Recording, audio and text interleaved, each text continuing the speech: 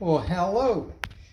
We're going to make a winter classic since we went from having the hottest December on record in Oklahoma to yesterday it was 12 degrees, and with the wind chill felt like -8. It was a good time to have hot cocoa. And if you're like me, I don't like buying the packets. They're expensive for all the more you get.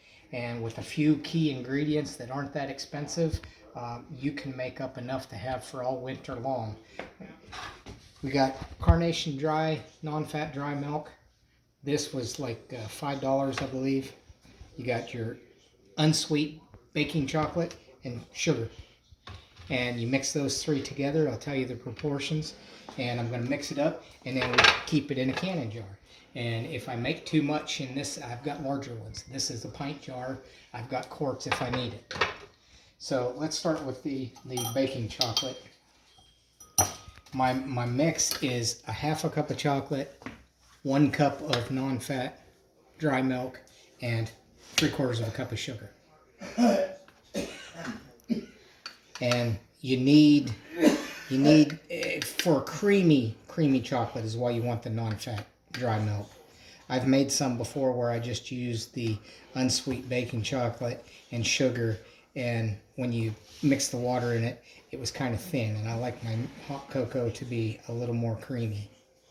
So there is our cocoa.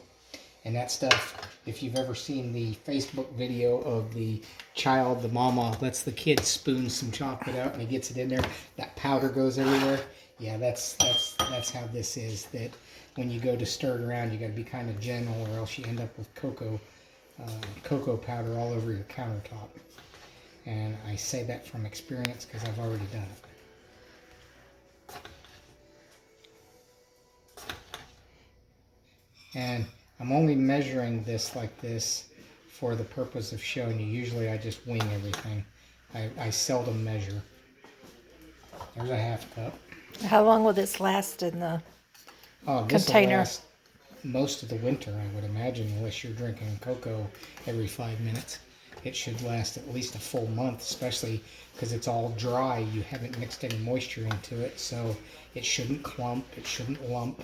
And as long as you keep it in a sealed container and bring it out when you want to use it, you shouldn't have it for a month to 2 months, which should be most of the winter, at least here in Oklahoma. All right, so we've got a cup of the non-fat dry milk. We've got half a cup of the baking chocolate, and now we're going to get 3/4 of a cup of sugar. And this is just white granulated sugar.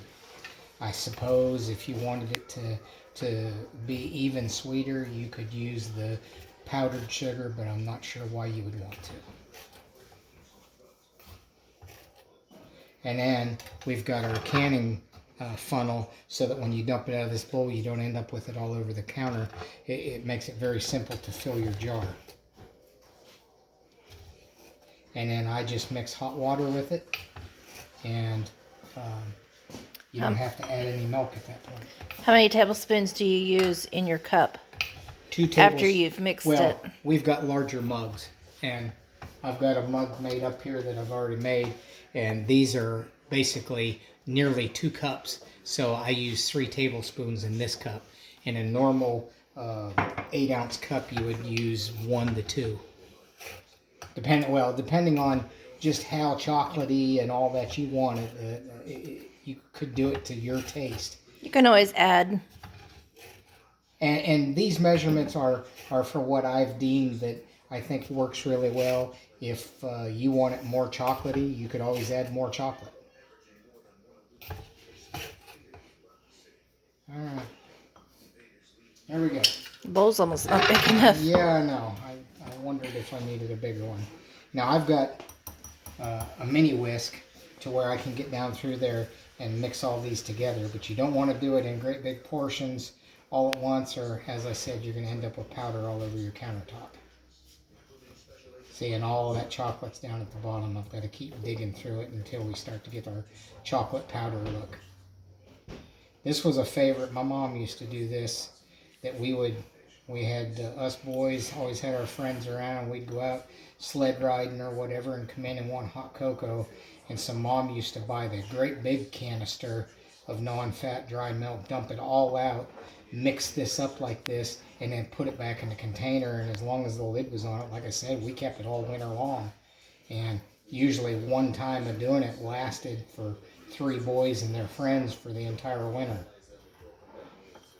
See how I still got raw chocolate there? I'm going to keep digging down through it.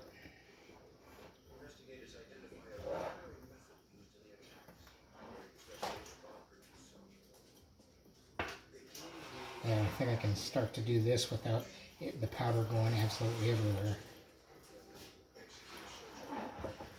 And when you're mixing it like this, if you find that you've got spots that aren't fully mixed, just keep moving it around until it seems to be well combined. And then, of course, when you put it in your cup, the hot water is going to do the rest. Take you a spoon and stir it after you've got done, and you should have something that would be very enjoyable. You can also put it in your jar and shake real good. Yes.